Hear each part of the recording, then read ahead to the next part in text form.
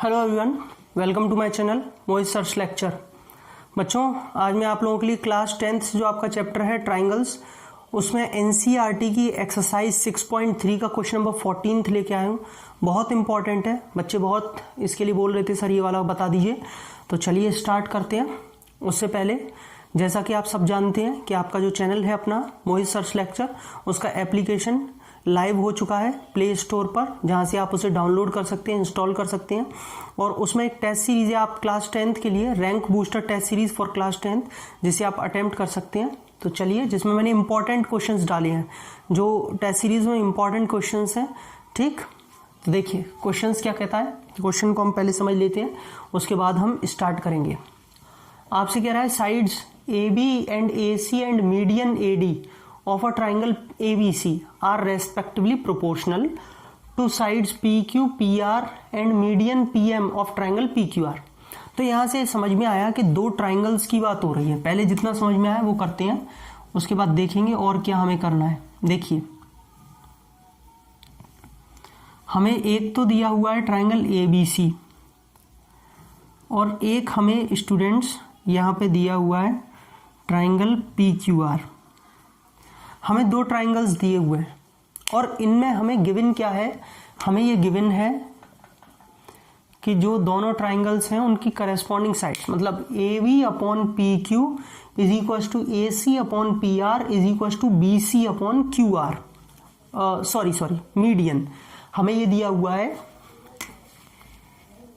AB upon PQ is equal to AC upon PR is equal to ये रहा। ठीक है, और मीडियन AD, अभी मीडियन AD बोला है तो आप मीडियन डाल दीजिए पहले इस पर AD।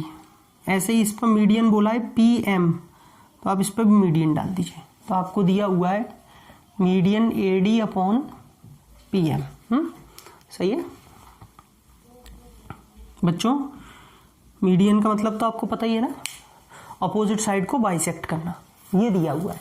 क्वेश्चन समझ में आ गया। पहले दो ट्राइंगल है जिनकी जो साइड है AB upon PQ, AC PR और AD और PM, इनके रेशियोज इक्वल है क्योंकि ये प्रोपोर्शनल है। प्रोपोर्शनल मतलब साइड्स के रेशियोज इक्वल होना। अब आपको प्रूव करना है कि ये जो दोनों ट्राइंगल है ABC और PQR, ये दोनों आपस में सिमिलर होंगे। ये आपको प्रूव करना है।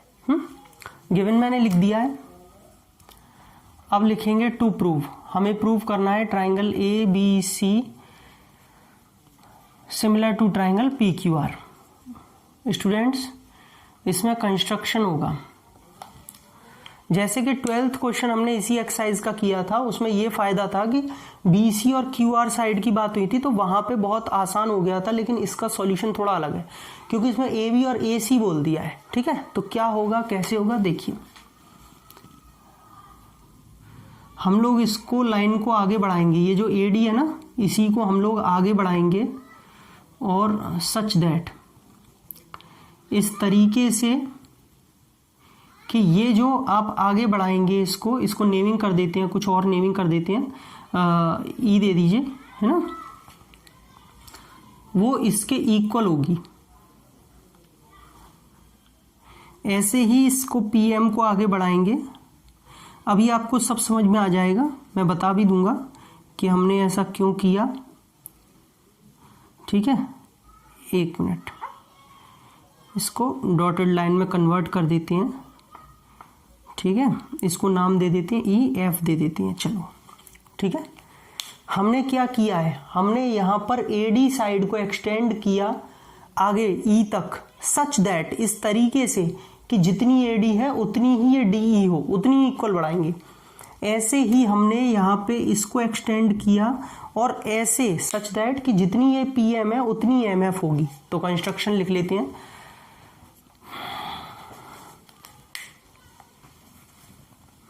ड्रॉ नहीं,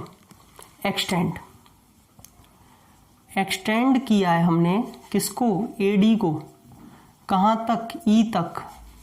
किस तरीके से, such that AD is equal to DE। And एक हमने PE को एक्सटेंड किया है, PM को कहाँ तक, F तक। सच दैट, इस तरीके से कि जो पी एम है वो एम एफ के इक्वल है। सभी को यहाँ तक क्लियर हो गया होगा हमने क्या किया? बहुत सिंपल है, कुछ है ऐसा है नहीं, इसको आगे बढ़ाया इसको, लेकिन दोनों इसको इसके इक्वल, इसको इसके इक्वल। ठीक है, अब प्रूफ देखेंगे। देखिए स्टूडेंट्स, हमें यहाँ पे इन दोनों ट्राइंगल्स को सिमिलर करना है। सबसे पहले मैं टारगेट सेट कर दूं, A B upon P Q A C upon P R के इक्वल है। ये मैं नहीं बोल रहा हूं, ये यहाँ दिया है। अगर इनके बीच में कैसे भी ये वाला जो एंगल आ रहा है, ये पूरा एंगल ए इस पूरे एंगल पी के इक्वल हो जाए तो साइड एंगल साइड से दोनों ट्राइंगल सिमिलर। बोले ठीक है, कैसे करें? हम लोगों ने 9th क्लास में एक प्रॉपर्टी पढ़ी है कि जो पैरेललोग्राम होता है उसके डायगोनल्स क्या करते हैं? बाइसेक्ट करते हैं। तो इसका हमने कन्वर्स भी पढ़ा है कि अगर किसी क्वाड्रिलेटरल के डायगोनल्स बाइसेक्ट करते हैं तो वो पैरेललोग्राम होता है। थोड़ा ध्यान से नहीं देखेंगे, ए बी ई सी को, ये इसके इक्वल है, गिवन था, मीडियन था ना इसीलिए, और ये हमने इसके इक्वल बनाया बाय कंस्ट्रक्शन।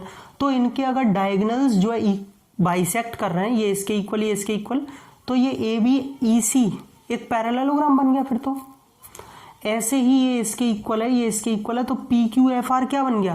पैरेललोग्राम बन गया।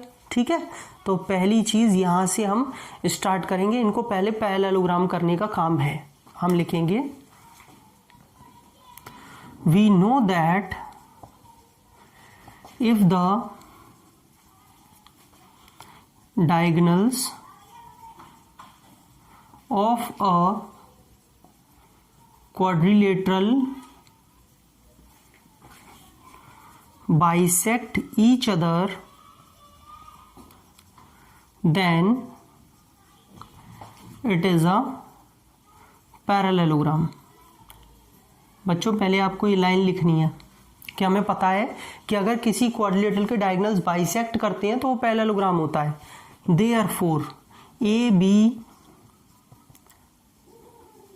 ई C and P Q F R, ये आपको समझ में आ रहा है? बी बनाया है मैंने, ए बी ई सी और P Q F are parallelograms.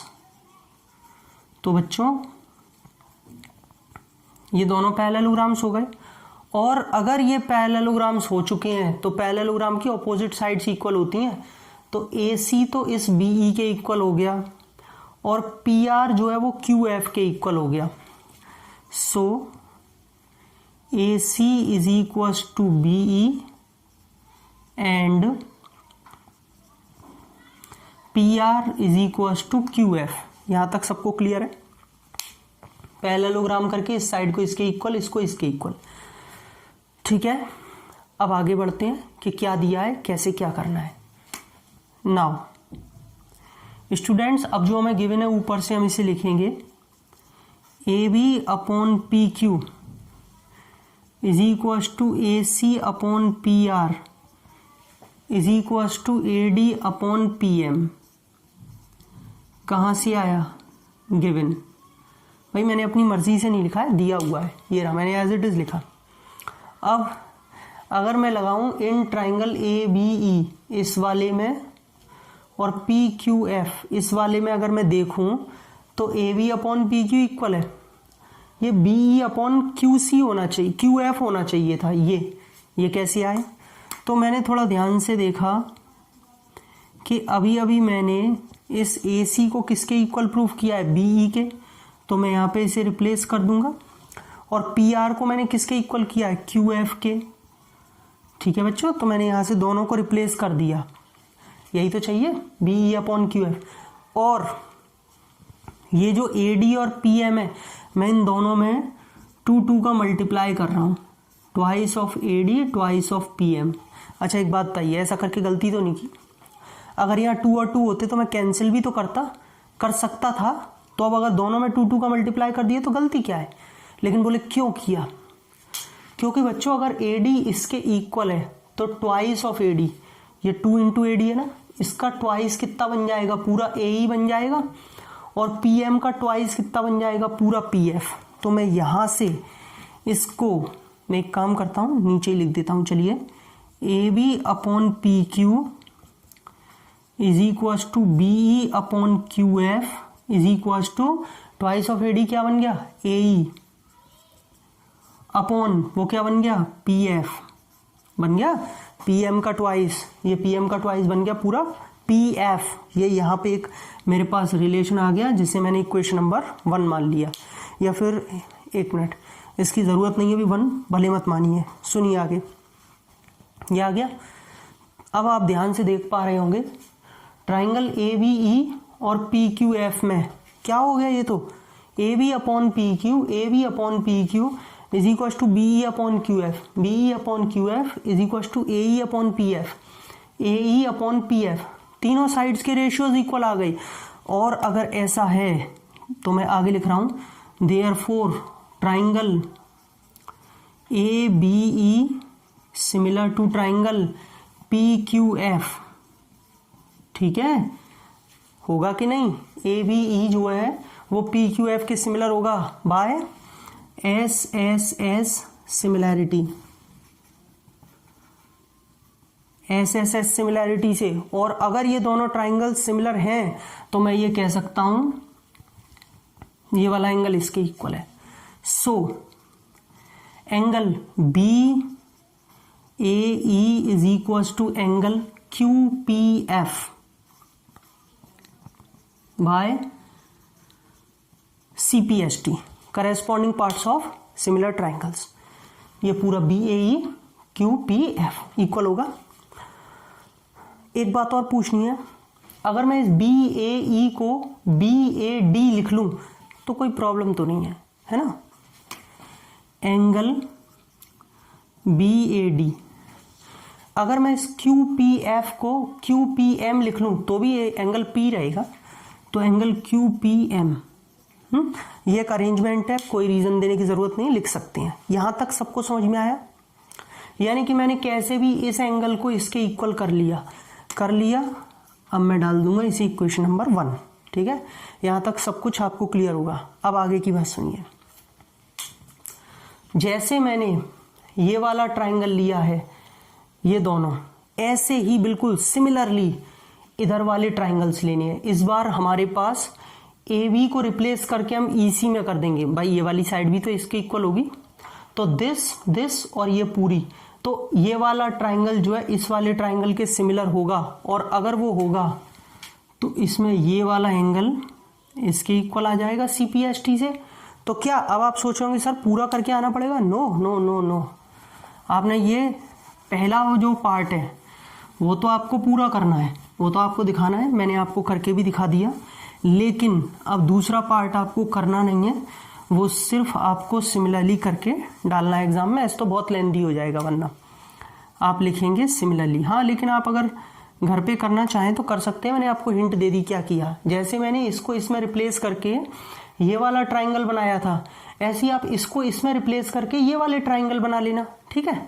चलिए बच्चों, सिमिलरली में क्या करना है, जैसे यहाँ पे एंगल BAD आया, ये BAD और ये PQM के इक्वल आया है, ऐसे ही CAD सिमिलरली करके ही लिखेंगे आप। CAD is equal to angle RPM, angle RPM, ठीक है। ये इक्वेशन नंबर 2। सिमिलरली मतलब पूरा एज इट इज किया हमने, ठीक। कर सकते हैं, जब सॉल्यूशन बहुत लेंथी हो तो हम ऐसा कर सकते हैं एग्जाम में। दोनों इक्वेशंस को ऐड कर दीजिए। क्यों भैया? अभी तो क्योंकि ये इसके बाद भी खत्म नहीं होगा, सॉल्यूशन और है, तो हम ऐसा सिमिलरली से कर सकते हैं। दोनों को ऐड करेंगे तो बच्चों BAD CAD में ऐड होगा angle BAD plus angle CAD, और बेटा RHS QPM जो है वो एंगल RPM में ऐड होगा।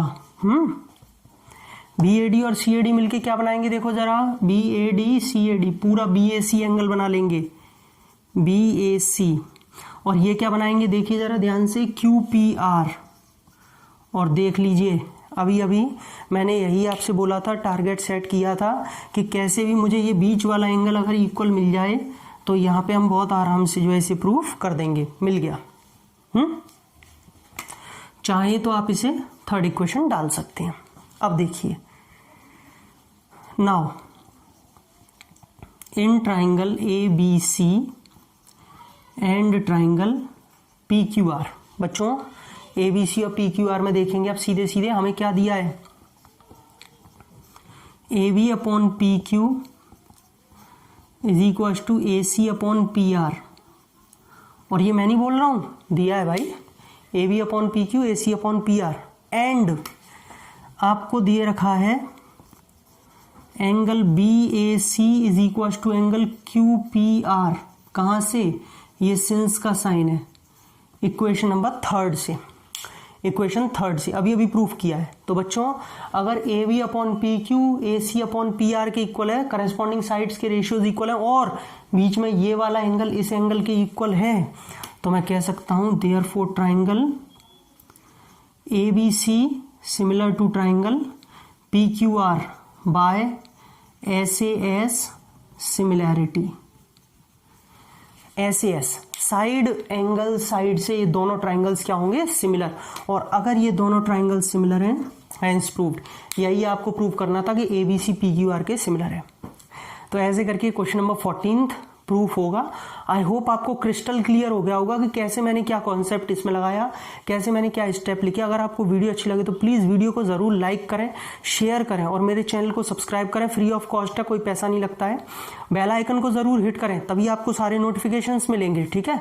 और डिस्क्रिप्शन में देख लीजिएगा, मैं अपने Facebook page, Instagram page, Unacademy page, अपने एप्लीकेशन का लिंक, टेस्ट सीरीज़ का लिंक सारे डिस्क्रिप्शन में डला हुआ है। वहाँ से भी आप मुझे ज्वाइन कर सकते हैं कहीं पर भी। दूसरी चीज़, मैं अनअकैडमी पर भी पढ़ाता हूँ बच्चों। वहाँ पर मेरी जो कैटेगरी है वो NTSC एंड फाउंडेशन कैटेगरी है। IIT की जो कैटेगरी है JEE फाउंडेशन, वो मेरी कैटेगरी है, जिसमें आप मेरी स्पेशल क्लास यानी कि फ्री लाइव क्लासेस देख सकते हैं, जो फ्री ऑफ कॉस्ट होती हैं, कोई पैसा नहीं लगता, फ्री लाइव क्लासेस के नाम से होती हैं। अनअकैडमी लर्निंग एप्लीकेशन इंस्टॉल करिए, उसमें आप देखेंगे तो मेरी कैटेगरी में NTSC फाउंडेशन कैटेगरी में ये मेरा रेफरल कोड है मोहित है, वहाँ आप लगाएंगे इनवाइटिंग कोड में, तो आपकी स्पेशल क्लासेस सारी फ्री ऑफ कॉस्ट हो जाएंगी। आप उनको फ्री में देख सकते हैं, फ्री लाइव क्लासेस में। तो ये रेफरल कोड ज़रूर यूज़ करें। और अगर आप वहाँ पे प्लस पे भी आना चाहते हैं तो प्लस पे भी ये रेफरल कोड यूज़ करेंगे तो 10% ऑफ हो जाएगा, ठीक है। तो चलिए वीडियो को लाइक करते रहिए, अगली वीडियो बहुत जल्द, तब तक के लिए थैंक यू सो मच।